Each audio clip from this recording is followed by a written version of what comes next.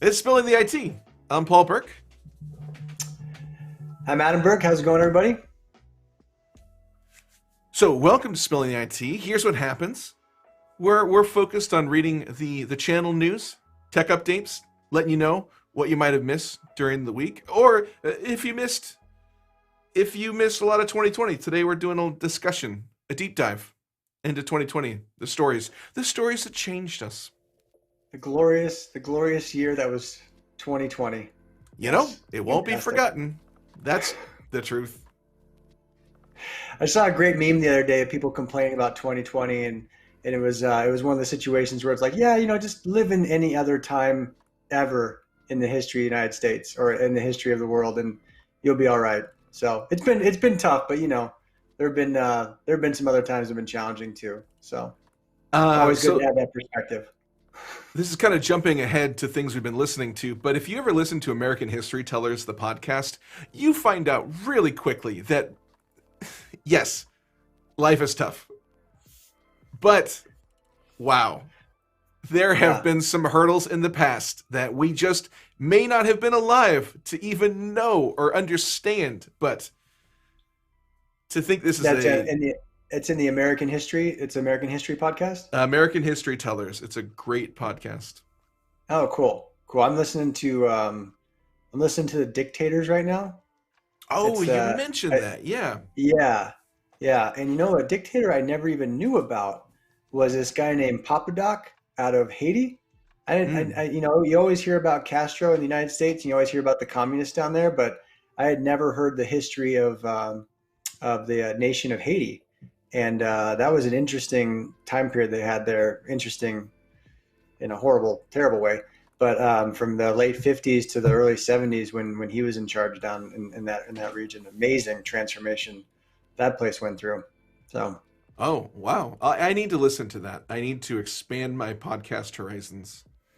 there's So, there's so much stuff out there right now. If you're into history, if you're into different people's accounts of the way things have been going, it's always good. There's so much to listen to out there. I know we're talking about in our smallest sliver of the universe of what we do in technology. We know what happened in 2020 and what we saw change and what we saw go on. But yeah, there's a ton of good information out there for people to check into. So yeah, and that's, the end of the year is the one time I really love reading those best of the year podcasts. And hey, here's all the music you missed because it is so hard when that avalanche of media is coming at you to pick out the best stuff. So at the end of the year, when it's all kind of being like sifted through, those lists are really helpful. oh yeah, yeah, and it kind of gives you something good to pick through for the next year for Mhm. sure. So yeah, Speaking of lists, look at that transition. Speaking of lists, we're going yeah, through 2020 events that happened yeah, in yeah, 2020. yeah. How? By the way, before we even jump into it, how's your holidays? How's everything? It was good. Good. Christmas was good. Got a couple young daughters at home. They're happy with their toys. They all sing the same songs over and over again on repeat. So that's fun, which is good. But got a new little office area here. It's all quiet. I don't know if for our weekly listeners who are noticing that I don't have a door to a laundry room behind me right For now. our This is longtime this is a fans, those people yeah. have been This following us since the first episode. That's this just is a a wall wall. behind you. This is just a wall, just a wall. No pictures yet, no decorations yet. So I have a plant, a little Mhm. plant over there. It's off screen, off camera, but it's they got the new digs, so it's exciting. Yeah, ready to. A real plant, fake plant. What are we looking at? Oh, it's real. It's legit. It's a real plant. Oh, okay, don't worry about that dead one. Don't worry about that guy. Just it's a real plant. It's there. Okay, Yeah, I yeah. pictured like a big fern. I was like, wow, he's gonna lug over a gigantic fern. Okay, No, and then you're like, no. It's a here, little guy. little guy. It's a You little gotta guy. start. Yeah. You gotta know yourself, and you're like, Yeah. this is what I can handle right now. I can probably handle a cactus, but I'm gonna try for that. I think it needs a little bit more water, but we'll be all right. Cool. Yeah, Wow. yeah, yeah. You sound like you're breathing more oxygen. You sound like you're breathing deep, a lot of oxygen, a lot of fresh air in your Yeah, system. yeah, it's very good. It's very good. It's handling the cycle there. It's good. That's good because I'm always telling you, Adam, you need to live healthier. How many times have I told you this? I know. I know. I'm trying. I'm trying. Oh, thanks, thanks. Don't do it for me, Adam. Do it for yourself. Yeah. Future self. Um, Like Homer in The Simpsons. That's future self's problem. That's not my problem.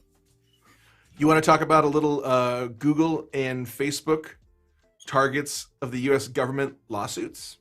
Is that something? Oh, we jump right into it. Actually, right now it's pretty topical because they're trying to bundle. I think it's Section 230 into the COVID relief bill. Not to get political on the show, but kind of a little nice little move by McConnell. Hold on, Um, hold on. Would you say this is a hot take? no, I would not say it's a hot take. Would you say it's a rant? It could be one of them, but no. Anyways, they're trying to bundle in, this the section. I think it's 230, where it's a protection for the platform. Sorry. Thanks, Paul. Yeah, no, you're good. um, but yeah, the federal government's getting after a couple of different of the large tech conglomerates that basically Section 230 allows them the idea they can't be sued for things that are on their platform because they're basically the town square, if you will. And I'm not a lawyer in any sense of the word, but basically the way I understand it is they're public platforms. They can't be held responsible for things that get put out on their platform. So basically freedom of speech. And what so you can't sue Google, you can't sue Facebook, you can't sue people for what their users content wise put out on their platforms. But one of the biggest challenges, we saw it in 2016, when there was allegations of interference from foreign actors, and where those some of those things were true.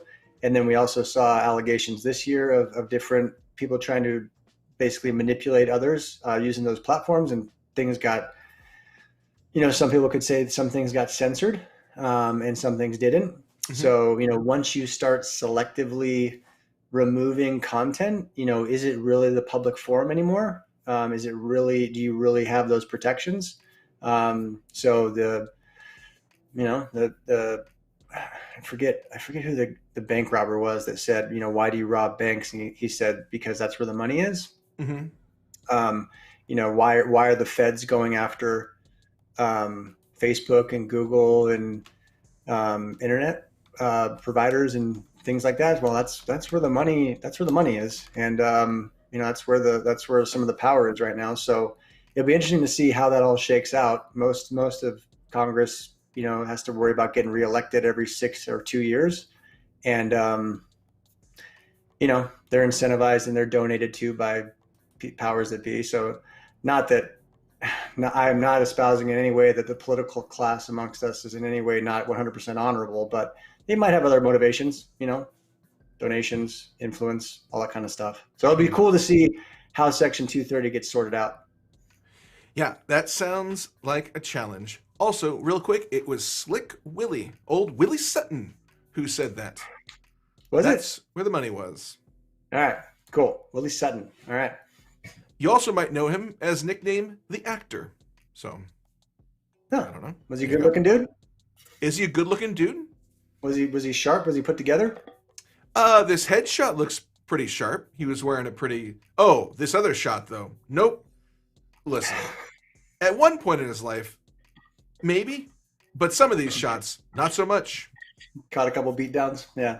Yeah, it turns out maybe being a bank robber doesn't keep everything... Yep. All right. Sorry if there's any Sutton fans out there who are really... He's 1920s. I'm sure he's long gone. So. Oh, he is, but I don't know. There might be a lot of Sutton heads out there. Big Sutton fans. No. I don't know. No. Adam?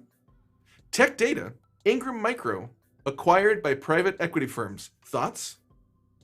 Yeah, it was kind of cool. They went private, right? And they got bought up by some PE firms. And we talked about this before, but in the security space, we saw it. We saw a ton of investment go into a lot of private equity come into the market and try to buy up a lot of different companies out there trying to get. A lot of people are searching for yield right now. Mm, Long term interest rates are pretty much in the floor. If you've refinanced your house, you can get like a 30 year, 30 year for under 3% in some areas. So like the yield is just terrible out there for people who have capital. So they're all chasing yield, and they're all trying to figure out a way to get that yield. And we saw a lot of investment into the security space. We see, and then with Tech Data and Ingram Micro going private. That's they're trying to roll it up and get into that distribution space of all the different technology, and it's cool. Those are partners of ours. Those are people we work with all the time from a distribution space. They help basically consolidate different vendors and kind of make it simplify it for VARs and partners like us to resell their kind of a vast array of products. So it's like kind of like the Costco or the Walmart of the technology industry. They put it all together and help distribute the product. So it'll be cool to see what the private equity guys can get out of that deal. I mean, if because they usually have a 2 to 5 year return on their money they're looking for. So they'll probably be flipping that or trying to flip that here 2022, 2023. I'm betting that you'll see something go public again. interesting. So it looks like Tech Data was purchased by Apollo Global for $6 billion, and on December 9th, Platinum Equity Partners purchased Ingram Micro for $7.2 billion. So Yeah, nice. yeah, yeah. Cool. And I think Ingram was somehow associated with some money out of the People's Republic of China, Yes. something like that. Do you want me to read it right here? Yeah, yeah. What do you got? Ingram Micro's 4-year ownership by H&A Group, a Chinese company that has been hobbled by debt from the heavily leveraged acquisition binge. Oh, So H&A Group. and they don't own Ingram anymore. They They they don't. sold out to Platinum Equity. Yeah, Yeah, the cool. acquisition is expected to close in early 2021. So, yep. Yeah, Yeah, that is an interesting development. that is cool. That's good. I mean, that's interesting because I'm not sure. It's interesting when you see where the money's coming from that owns and controls these groups, like what Hmm. the vested interest might be in it. So it's always good to know who your partners are and what they're doing and who's invested in them. So that's cool. So, one of the top stories is also everything as a service continues to gain momentum. I know that's an extremely broad topic, but if you want to kind of Yeah, dive in and talk a little bit about it. yeah. Well, everything as a service, and we've been doing. It's funny. We came up and Tim coined the term Quest Flex. Um, you know, probably 15 years ago, and that's really around our flexibility and our offerings and how to deliver capabilities to clients. It's everything we do from selling product to delivering hosting and managed services.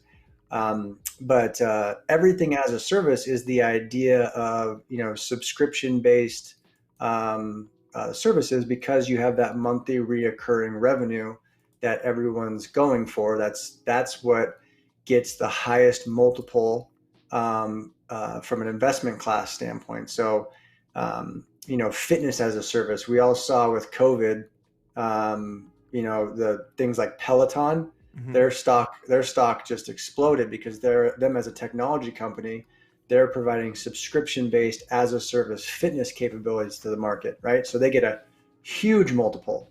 I don't know if they're profitable yet, but the amount of money that gets poured into them because they have that reoccurring revenue is huge. And you see that happening with everything in our industry. You see it happening with endpoint protection. You see it happening with device as a service. Um, and you see everybody, putting together these different as a service models. Everyone knows about AWS and Google Cloud and Azure.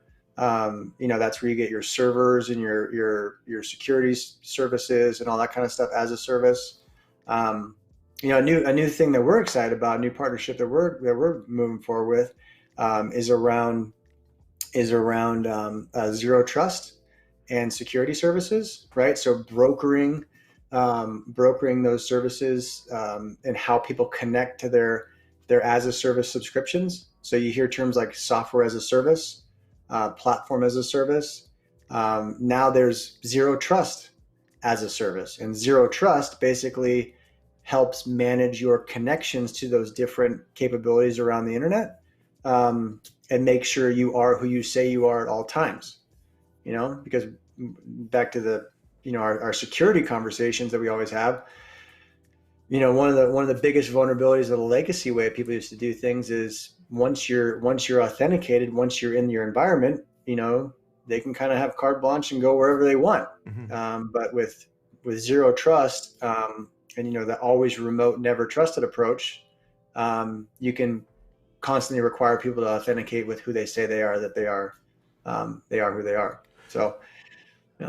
Which I think ties into another big story, which is this state-sponsored cyber attack that has really grown, and threatens, government IT, but also threatens businesses and local and, state level. So all sorts of threats against government IT. Yeah, you talking about like the SolarWinds thing? Yeah, that was just one of the ones mentioned here. SolarWinds. Yeah, yeah, that one continues to evolve and is messy. No, I don't think we've quite seen all the ramifications from that one yet, but yeah, that one continues to grow, and that as a service subscription model is something that one doesn't necessarily play into right now. Mm-hmm. That one's more legacy patching, Gotcha. all sorts of different vulnerabilities got exposed there. So Got it. yeah, that was Um, nasty. Ransomware. So, we've been helping a lot of companies with this. Ransomware attacks have really escalated in 2020. Yeah, again, one of the things we want to talk about for this year was that it's turned into a $1 trillion industry. I mean, it's with a T. They're making a ton of money holding organizations hostage for their data, right? You get an encryption, and it's evolved. Just this year, we've seen the evolution of the attacks to where we've had to start positioning additional services that allow people to have successful backups to recover from, because you lose your data, it gets encrypted. We've been talking to organizations about off-net immutable storage options, things that can save them in the event of bad actors getting control of their backups, getting control of their infrastructure, getting control of their data. It's organized crime. It's a serious threat out there. People are constantly exposed from. You go from everything from the state-sponsored threats, stealing intellectual property, to basically just same kind of organized crime that deals in protection money, in local neighborhoods that we've all seen the Mafia movies. It's the same play. It's just in the digital world, right? So how do you protect against that? I've been seeing a lot of that, and right now I don't know what it's at right now, but Bitcoin and blockchain technology for for that synthetic kind of currency is a huge story this year. I think it's north of, I want to say it got north of $28,000 per Bitcoin. I don't know if that's still ramping up or not. It is right now. It is $28,851. 20,000? No, 28,000. Oh, 28. I was about to say, I'm like, wow, it lost $6,000. Yeah. So no, it's $28,000 per Bitcoin. And the amazing thing, but also the terrifying thing about that is there's no way to track it. And what's freaking all the banking institutions out, and what has helped spike that huge ramp up, is people like Fidelity, I was reading an article yesterday, people like Fidelity are actually advising that, hey, owning some Bitcoin in your investment portfolio uh, is not a bad idea. Kind of Wow. like, you talk to your investment advisor, like, yeah, have some gold, have a little commodities, have some stocks, have some bonds. Bitcoin is now in it too. It's freaking all sorts of people out, but one of the most pervasive things that has happened in people extorting organizations over the internet is using digital currencies, using Bitcoin, because you can't trace it. There are some companies out there. Actually, was talking to a partner who there's a security firm that's going after the ability to trace and track. I don't know if it actually works or not, but um, that's one of the reasons they're able to um, hold organizations for ransom using the tactics that they do is you can't trace them. Once you pay the ransom, once you pay the Bitcoin to the wallet, it's a digital currency. It can go anywhere in the world at any time. March 12th, just to give you some perspective too, and everybody watching some perspective. March 12th, the price for Bitcoin was $4,857, and it is now almost $29,000. Yeah. Yeah. It did this back in 2017 or 18. It ramped up to like $24,000. I think 20 or $24,000 back in 2017, and then kind of collapsed again. Hmm. And then went through another kind of rebuild cycle, and now it's ramping again. Um, right now it's ramping for a couple of reasons. The Chinese bought into it. The SEC said a couple of the other currencies like Ethereum, I think, and Wriggle or Riddle or whatever Hmm. were were were not legitimate. So all that money went into Bitcoin, but it's it's the Wild West right now, and it could go. Some people are talking about it going up to $300,000 per coin. Like, just, 300,000. well, Wow. yeah, because mathematically there's a limit on how many coins can exist, Okay. but there's no limit on demand. So but again, It's theory. I don't know. It's very new. It's a digital currency based on algorithms and a ledger that's shared by computers across distributed networks. So it's way over my head. I got no idea. I'm lucky I can turn my iPhone on, but hey. Well, something you do know things about Salesforce. Um, they're paying 27.7 billion to buy Slack. So Yeah, yeah, yeah, that's quite an investment in Slack. yeah. Benioff got he got like CEO of the year or something like that. I don't know, sales leader of the year or something like that. Um, that's awesome. $27 billion acquisition of Slack. I'll be curious to see how they integrate that into their CRM and their platform with everybody. But that was huge news. That happened pretty recently too. I think that was a couple months ago, like October or something like that. So Uh, that was relatively recent. yeah, super. Actually, even more recent than that, they say December 1st, a deal to acquire Slack Technologies for 27 Oh, was point that just, seven. So man, that was just in December? Wow. that's what they say. So Yeah. boy, Yeah. time Pretty cool. flies and moves so slow at the same time. Yeah. Yeah. So it says while Slack will continue to operate as a separate business unit, Salesforce plans to integrate the Slack Connect collaboration software with its own applications and make them front end engagement layer for the entire Salesforce portfolio. So they So they got bought a plans. $27 billion chat feature? I don't know. I feel like AOL Instant Messenger would be available for a lot cheaper. I'm sure there's some proprietary, patented technology that we have no idea of that's embedded in it that, you know, that's pretty cool. Yeah, that's a lot of money. That is a lot Um, of huh. money. It'd be interesting to see how that competes with things like, Microsoft Teams and that collaboration platform, and how that all works. It's kind of they're kind of getting in that collaboration game, So that's cool. I mean, yeah, we'll see what happens. Yeah, it's an expensive game to buy into. $27 billion just to play in the game. So Yeah. Yeah. So I don't know if you want to talk about this, but you just mentioned Microsoft. The Pentagon Jedi controversy continues as AWS pursues legal action to overturn the Microsoft win. Yeah. Yeah. So, Well, that was a funny one. Not funny for the people involved, but AWS got the win, right? And then you're always curious how these situations actually happen because there were a few things that happened in public, for certain people that may have control over AWS and maybe the Washington Post and things like that.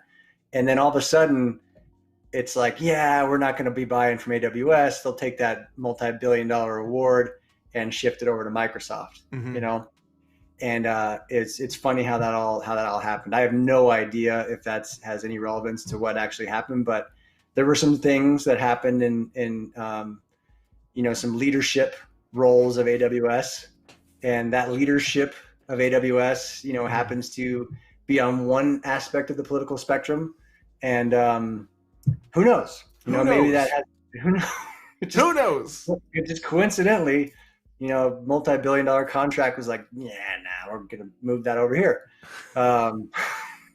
So who knows what happened with that one? But if you ever watch a show, The Men Who Built America, the title I'm sure is very offensive, but The Men Who Built America is about like Carnegie and Rockefeller and Okay. all those folks, and it's really cool to look back and see how those deals, for U.S. Steel and Edison and all that stuff was really put together. Mm-hmm. I'd love to know, 20 years from now, if people are going to look back and look at that Jedi deal and look at, some of the other things that are going on and what actually sparked that change. Because in the public right now, everyone's talking, this capability or bullshit. Like there's something else going on there Mm-hmm. that was absolutely part of it, and it'd be funny to see. We are living in history right now, so as part of 2020, it is kind of interesting to be part of it. You are living in real history right now, and good or bad, you do get to participate, and it would be cool to see 20, 30 years from now when people look back, like what actually, is this going to be a special on the History Channel kind of thing? So We're all part of history. you Are there? So I know we're running short on time. Are there other stories that you'd like to kind of dive into or talk about? are. I mean, I have a No, couple more here, but I just wanted to make sure if there's anything that you wanted to talk about. no. I mean, from our vantage point, things, the big stories of 2020, the lockdowns, the remote workforce, all the challenges that just the internet functioning, with all the remote work and users and video and collaboration and all that change that got sparked by this, by the reset, if you will, Mm-hmm. is still going on, and it'll be interesting to see what happens in the next couple months and see how things, if they go back to normal or if they go back to a version of what they were at a previous time. But we're just continuing to roll with it, and I'm excited to see what comes next. I'm not a big believer in the new year, new model kind of thing. I think it's a great opportunity at the end of the year to look back on what worked, and continue to improve there, and then just get after it in the new year. So Nice. Yep. Little incremental gains, just kind of like constantly reassessing and changing. So yeah, and I will get some stuff on the wall. I'll get some portraits. Get a giant just Jocko Willink face, behind me. Get that sounds about right. Just like a giant fat head.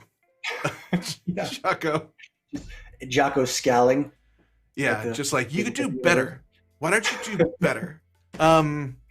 Yeah, that would make for some great, calls in the future. So yeah. Yeah. Just his eyes right above your head. Glaring in disapproval.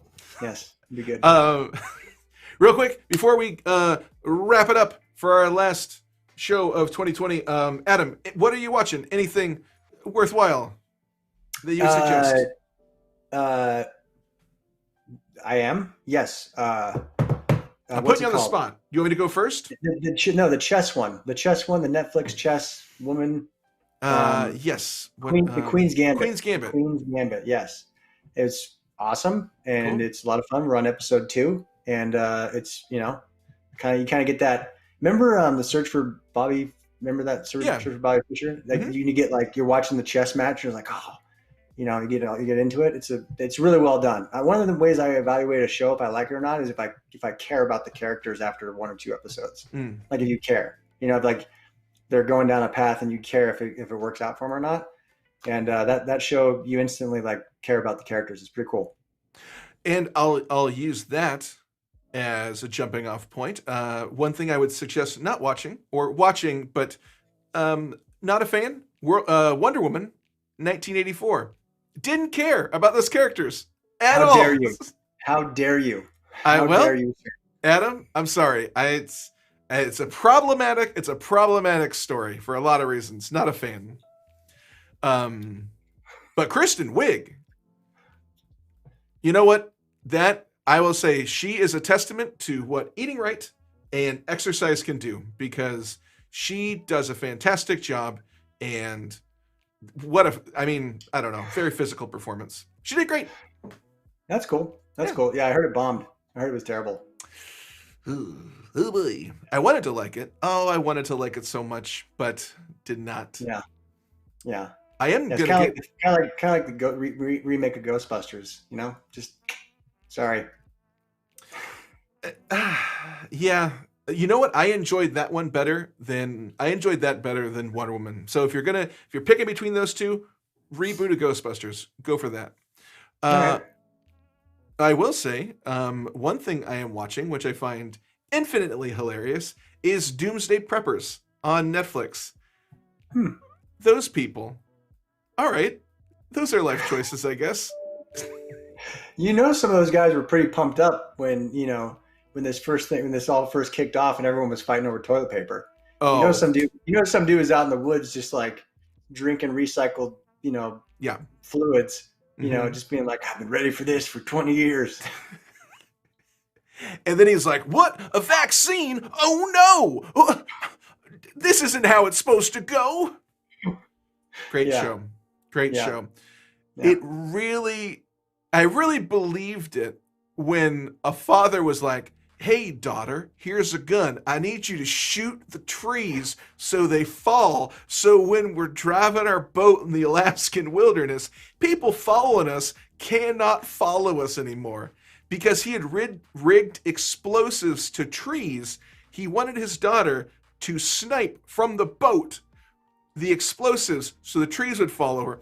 It's just a bunch of people playing build a fort in the middle of nowhere. Yeah. Yeah. That's all Yeah. it is. Yeah. It's like when you're a kid building a fort. That's exactly what it feels like. Yeah. They just didn't quite phase out of that whole like, hey, we're going to go, cut down some stuff and dig a hole in the woods. Yeah. It's just a little bit, it's just, Ugh. you haven't quite progressed past that. People not growing up. It's like that bothers me the most. And I'd love to keep talking at him, but I got to go play Mario Brothers. Okay. Yes. That's ironic. I'm kidding. Of course, it's a work day. I have important things to do. Yeah. Yeah. Well, Happy New Year, and hope everyone has a good one. And enjoy the New Year's Eve ball drop with 40 people in Times Square and live performances. That should be fun. That should be really not creepy at all. Nope. Or yeah. So Yeah. good luck with the reboot. Happy New Year's. See you later. Yep.